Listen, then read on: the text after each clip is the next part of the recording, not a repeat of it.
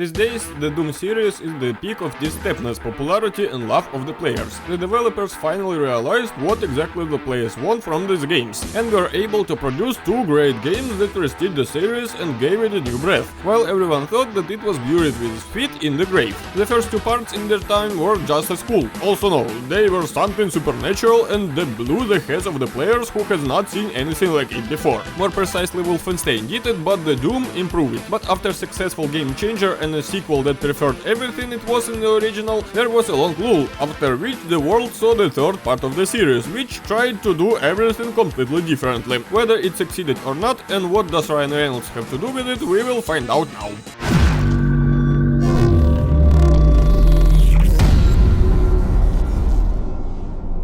Also, I was discouraged from playing BFG edition, which ruined a lot of things. I still took it, because here I will have more reasons to nitpick at something, and even in the original third part didn't spoil a lot of the series. But before that, I would like to praise this remaster a little for a small nice thing in the main menu in the form of opportunity to play the first two parts of the series. This version of these two parts also had its own BFG cuts, but we are now talking about the third game, and we will get to the first two together with additional to the third another time. Be sure to subscribe and hit the bell so you don't miss it. In the settings menu you can pay attention to another innovation of the remaster, namely the ability to enable 3D, because in 2012 3D didn't have time to piss off everyone and everything on this planet, and which now exists solely to raise the price of a movie tickets. Now, while I was studying the example of the settings, in the background one could hear quite peaceful music in the style of the first two games. Not as cult in there, but still very good. But the joke is that this is only music in the whole game. And no, I'm not talking about the fact that only it will play in the game. I'm talking about the fact that it was only meat in the main menu. Okay, even in the credits it will play. In the game itself, from beginning to very end, we will observe pitch silence against the background, due to which the dynamics of what is happening has slowed down tremendously. Unlike the first two games, the third part begins with a story that not very clear why a thought is needed. Well, okay, it would not be superficious if it had not been written. It feels like John Carmack who wrote the script not in English but in C++. From the first cutscene I felt like somehow wanted to make science fiction with demonic creatures from underworld. This story turned out to be so fascinating that the first thing I did was to listen to the first cutscene a little. My hand instantly reached to the skipping the video. But it wasn't there. I don't know how it was in the original, but in the remaster of the cutscene there is no way to skip it. Even the pre-rendered ones, which are originally MP4 videos that have nothing to do with the game. How did you manage to screw up even such an elementary thing? This may seem a small thing, but when you die and a checkpoint knocks you back before the start of particular scene, your nerves will start to jump when it happens several times in a row. And okay, if they did some work on this video, but no, in the remaster it looked exactly the same as the original. At the same 640 by 480 pixels font in the 2012 release on console that quietly supports 720p and sometimes even 1080. But something good can be said about this, God forgive me, improved version. The average level loading time in the original game was 3.5 light years. In fact, I have no idea this is lot or little, while in the remaster you have to watch the loading screen for about 5.5 seconds. It's a pretty obvious improvement, of course. A 2004 game in 2012 should of course load faster, but do not underestimate the ability of developers to little what ideally worked 10 years ago. After the scene with the prompter on the scene ended, we were shown a cutscene with a moving circle on the screen. After this, there can be nothing but expectations of a big budget blockbuster. And now listen to the voice of this character and say that this is not main villain.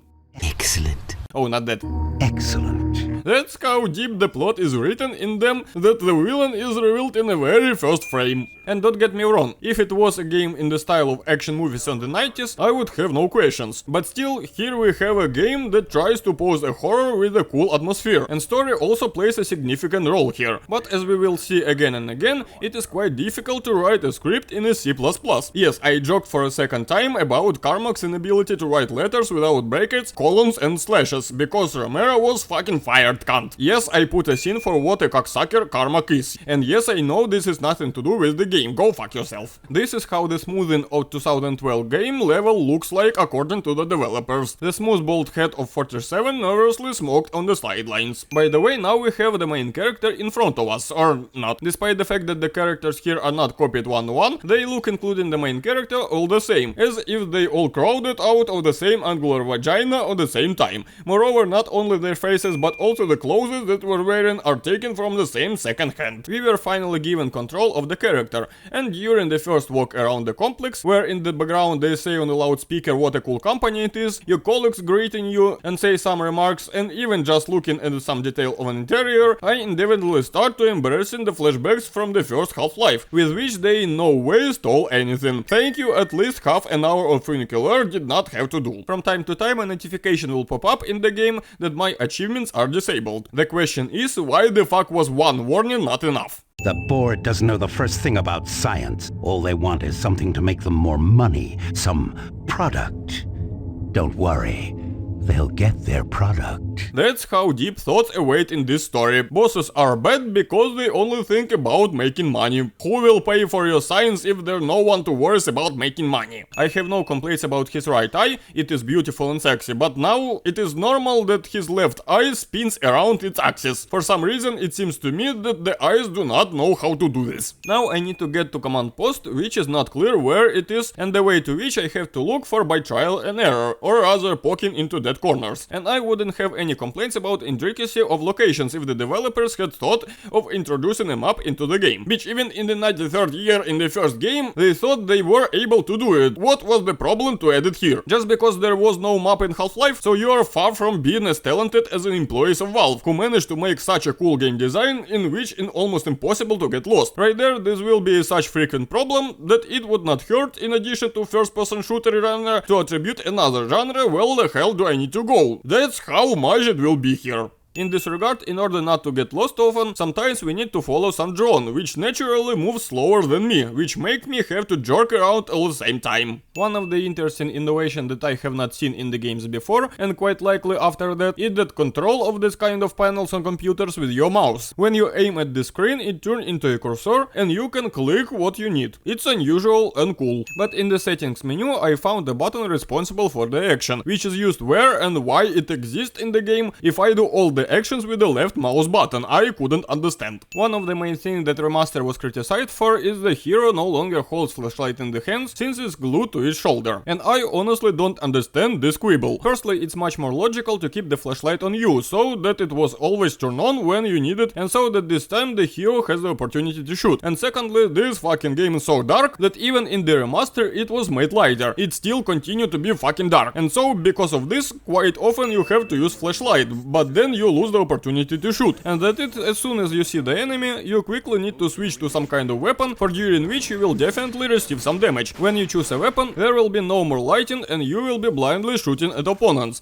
Therefore, as for me, the flashlight was idiotic in the original game, but here it's more convenient to use. But as for the fact that the creators of the remaster screwed up the lighting, I completely agree. In the original it was revolutionary, but here it is fecal. But the flashlight is not so good in everything, since the hero charges it with some kind of cheap batteries that it lasts for 30 seconds, after which it turns out constantly fucking in the most inappropriate moments. And even when it turns on, it only illuminates a small piece of the location, which is why at times I have to turn the camera around, see what is around me and where I need to go. A huge bunch of text and audio messages in Doom. This is exactly what the fans wanted to see in the continuation, and it would be fine if it was only the optional stuff, but no, you need to watch these messages sometimes to look for access code there, some of which are optional, just for ammo boxes, but some are needed to open the story door or run a story script. So about 20 minutes in the game passed, and we were finally given the opportunity to shoot at someone. Let me remind you that in the first two Dooms, this happened about in 10 seconds. Isn't it too much for a game of this series? Flying skulls can be seen everywhere, which, as I understand, in fact people turning them into zombies, but for some reason they do not touch the main character, even flying through him sometimes. Apparently his head is so empty that there is nothing special to infect. After death, the enemy, instead of being shattered to pieces from powerful weapon, or at least just falling dead to the ground, is incarnated as it was shooting Thanos stones. Terminal hanging on the wall replenishing your health via Wi-Fi. This is definitely not plagiarized by anyone, and it is unique mechanic invented for this game. I thought I was the only one still alive. I can't believe I found you. The fact that I accidentally entered this room and found you hiding in corners means that you find me. As you can see from this shot, they for some reason assigned shooting not only to the left mouse button, but also to the control, which I will forget about from time to time and waste ammo. One of the good things is also considerable variety of weapons that are available to me. It will be updated quite often, and some will be only found by finding in some stash, which adds a bit of non-linearity and nice reward for exploration. It is hard not to explore location when you can see shit and stupidly accidentally find some hiding places. But there is one big but. At the beginning of the game, when you had one pistol with a shotgun or arsenal, I really began to believe that they made a survival horror out of Doom. When I had a whole bunch of really powerful weapons in my arsenal, I wonder what the hell is horror when I have bunch of weapons, which of which has a bunch of cartridges that I never have all at once do not end. I supposedly have to worry about my survival, that somehow it doesn't work out very well with a grenade launcher in my hands. And also I can't understand a little what was the point in remembering to duplicate the ammo indicator in the interface, if all this information is written on the machine itself. Do you think players have become so blind in 10 years? As for the interface, by the way, now it does not display the muzzle of the main character, which would change depending on the receiving damage. And even if you look in the mirror, his facial expression will always be the same. I think you understand, Dr. Betruger. No, I understand everything. I'm telling you now, Doctor, that... Well, then the main character has the advanced hearing that he could clearly hear through the ventilation and such a distance what they were talking about in another room. In addition to doors with codes, there are also doors that require certain paths, which are replacement for the multicolored keys from the first two games, and these passes are usually lying somewhere near some random body, which in the dark is a pleasure to look for. And if you accidentally pick the pass and do not pay attention to it, nothing will be written about in your PDA. I ran around looking this fucking key for 10 minutes, only to realize that I already picked it up 10 minutes ago, but in the PDA they still tell me to find the key. Also, the opponents here are as grey and nondescript as absolutely everything else in this game. Their diversity in the game is very decent. New opponents appear often and each of them is somehow unique. Exploding red barrels cliché. Walking around the site, sometimes you can hear a voice penetration from some computer, which tells the background of this story, UAC researchers have developed dramatic solutions. which in order to fully listen you have to stop and listen, because this is exactly what I want to do in Doom. If you look a little closer to the textures, you can see that the situation has not changed at all since 2004. By holding down the fire button, any weapon will shoot at one point until the ammo runs out. You did not hear about the recoil. I just picked up my first grenade, which in this game are the most crooked grenades in the history of video games. The main characters throw them at some very short distance, they constantly ricochet and fly away a few meters from the place where I threw them, and if they touch the enemy, they immediately explode, which is not very convenient given the range of light. And most often during the time of using them, I noticed that my health decreases much faster than if I used other weapons. Also, everything here looks grey and monotonous, some design of some things still pleases the eye. So pleases that I have deplured, but you can believe the behind of the soap is grey, but beautiful picture. I now have a very haunting feeling that these sounds were borrowed from Prince of Persia. The shotgun is so weak that there is no point in shooting it from the excepting near it. I just tried the local hand-to-hand system, and this hand-to-hand system is associated with only the word S. The S is such that even the local regime of rage could not save it. Even in it, it feels crooked, askew and uncomfortable. I can help you. The lights are all out. I'll lead you through here if you can get me off this base. Yes, you understood correctly. This is the fucking mission with escort, which also not patted my nerves in terms of constantly dying escort. More precisely, at the end he died with me, but I got tired of following him slowly and I ran far ahead. But I was not punished for this, thank god, but movement speed slowed down a lot. Sometimes during the game we need to use this touch interface to go through some interesting mini games, which also they show down the game process, add variety and give a little respite between shooting. Okay, not short, but pretty decent in duration, because using the mouse to control this whole thing is not that very fast and convenient, but even in this case it was interesting to do it, in parallel getting flashback from those machine with toys in which I blew a decent amount of parental money. But what was not at all interesting to do was trying to jump onto a certain ledge, which is at sufficient distance in order to face 5 attempts and fucking failed. Subsystem with 2 possible routes to it. Activating the system will get you a direct route, but it's dangerous. Extending the service bridges is safer, but the lighting systems are fried. Make a choice. Also, this non-linear is rather arbitrary and will still lead me to the same place in the end. The ability to sometimes pass as many ways is nice little thing. How painfully this platform moves from a long time. And okay if the opponents entertain me at the time, but no, I stupidly stand and wait until it arrives. And it will be okay if it was just one. But no, after a couple of minutes I am standing on a slowly moving platform which stop endlessly and during which I just stand and wait for it to reach the place. And it will be okay if I went through this once and forgot, but no, checkpoints are very rare here, so if you forgot to save with your hands, then after another unsuccessful jump into the abyss, you will have to ride on another platform again. I literally haven't pressed a single button just now. What the fuck is happened just now? Also, this monster looks cool, even probably better than Rock Johnson in Second Mummy. He did not have nipples, which of course reduced the amount of work of glossing over them, but still a shame. If you are too lazy to draw the faces of the characters and animate them, just put the same helmets of them, which in this case the main character wears with bare head is not entirely clear. Even the Pumbler Isaac thought of it, coming to order to protective mask. For several minutes I walked past the staircase, which not only hidden our in the corner, but also because of the darkness and constantly flashing light, you will notice her digging the first time. Please tell me that this ugly head is not a caca demon. Okay, there is still a normal caca demon, but there is one element of this design what leave me alone. Why does his bulging brain look like his curled hair with curlers? Stair walking animation is just beautiful. Why are you holding onto your stomach if there is no sign of any injury there? Even though the chainsaw is pointless given that I always have plenty of ammo, it's still a chainsaw in a melee weapon.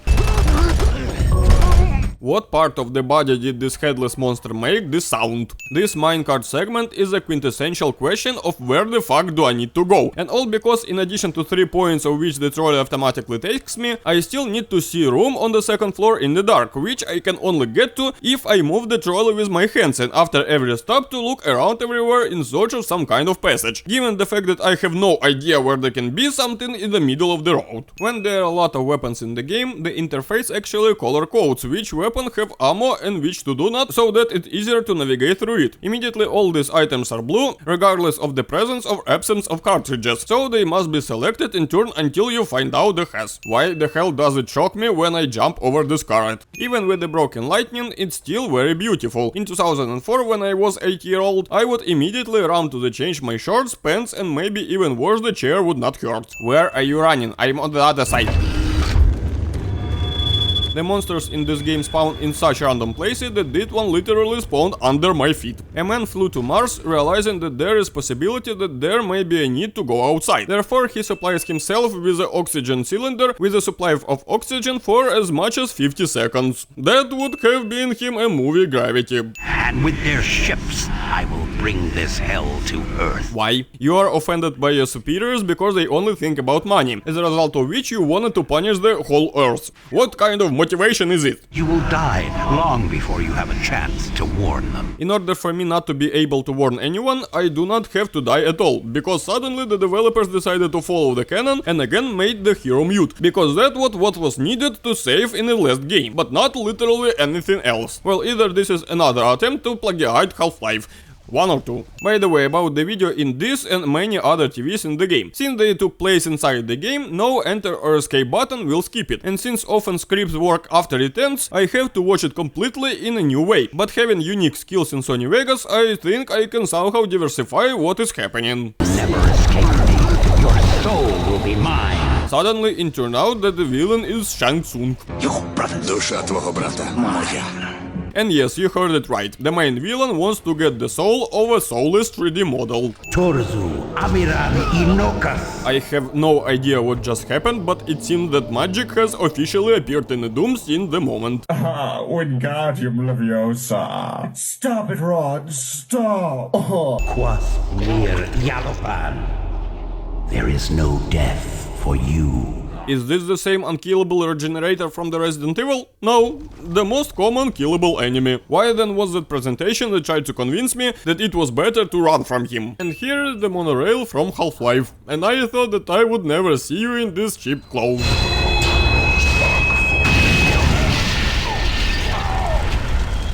Because why show a beautiful accident if you can just dim the screen? And after such, judging by the wreckage a severe accident, the hero just got up and clumsy went without single scratch. For some reason it seems to me that half of the developers in the seriousness thought that they were making a peaky action movie in style of the first 2 games, where the logic of what's happening is not a particularly important thing. No need to run into the wall. By the way, take this opportunity. New Jedi could go to hell. Even in 2004 people were able to make normal reflections in the mirrors. Lived up, I praised the game for something that in theory is not something supernatural and unattainable, but these are our modern games. But before you go, I want you to take something.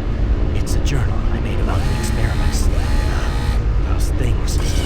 It's all there. It looks explain everything. I have just been given a diary explaining what is happening, because to explain in a nutshell, it is the story itself, it's too much and is possible task. If anyone was wondering what gay sex looks like through the eyes of a dick, this game kindly visualized it for you.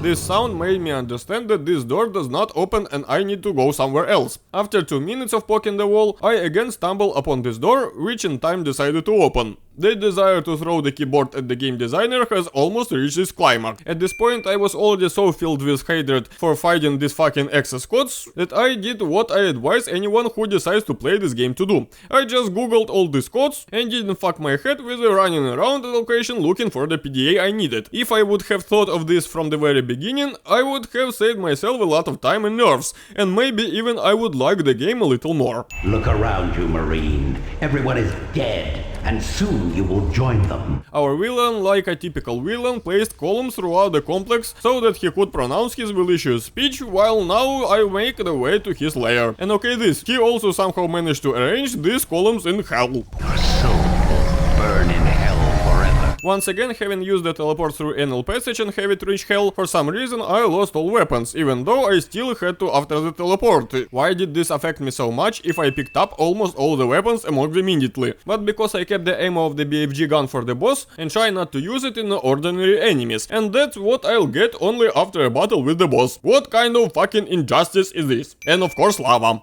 Where do we go without lava? The level in hell suddenly felt like original 2 games. No fucking map keys, password, poking into dark corners, not knowing where to go. Of course, even here without music, but still, you just go and mow down a bunch of opponents. Why what is not possible to do is the whole game. Having defeated the boss, I received a die as a reward, the value of which I did not betray and safety forgot about it soon, as I changed it to another weapon. So far this cube is not for interest, and therefore we will save it, remember it, and postpone this memory for a little later. In the meantime, I return back to the same grey corridors, this time a little less confusing. Also, this may be due to the fact that I now found all the codes in Google, but even so, these laboratory rooms are now less dull and monotonous.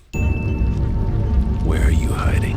Who is this? Who is he looking for, and why he was shown to me now? Somewhere 90% I'm sure that this is not the main character. But despite the dullness of the locations, the complexity increased so much that at times it was necessary to sweat directly to go further. The F5 button was imprinted in my mind from the moment on, and if I hadn't been there, I might have gone crazy and abandoned the game. But along with it, the challenge is pretty good and not very annoying. Hello again, the first Half-Life with a long oblique elevator, but there at least had crabs entertain me somehow. Right there, I just stand and wait. I've been waiting too long. I just killed several opponents with machine guns, as a result of which machine guns fell out of them, which for some reason I can pick up, even though I don't have the maximum amount of machine gun cartridges.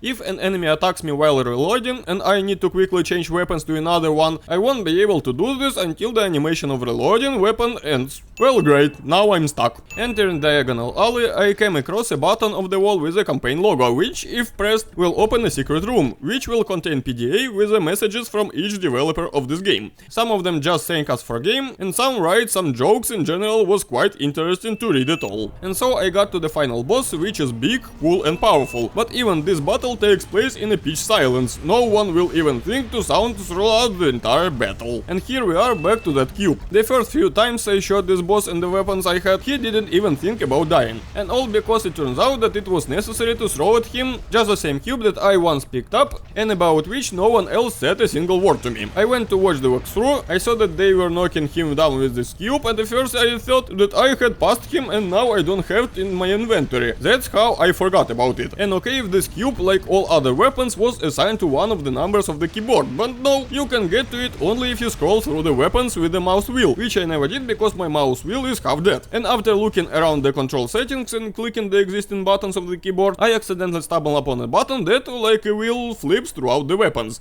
and that's the only way I was able to get to it. Was there any hint you could give, at least after several deaths when you have already perfected scene, that I have no idea how to bring down this boss? And on the edges of the arena, this abyss place with lava, into which I constantly fell because when shooting at the boss I always walk backwards. Having finally killed the boss, the final cutscene started, the volume in which probably 50% quieter than everything else in the happening. The main character was rescued, the main villain copulated with a demon and flew away in a DLC, which we'll talk about in another video, and the credits roll, in which music suddenly appeared. It's strange, they would have played the credits in silence, blasphemily would have saved the composer already fully. And this was, according to the developers, an innovative and revolutionary third Doom. While the first game brought a bunch of innovations and in fact was the ancestor of the genre along with Wolfenstein, this is for the most part the most common mediocrity, which the only thing that could do well was the lightning, which was successfully broken in the remaster. And in the same 2004, on the same shelf in the store, along with the third Doom, there was a second Half-Life,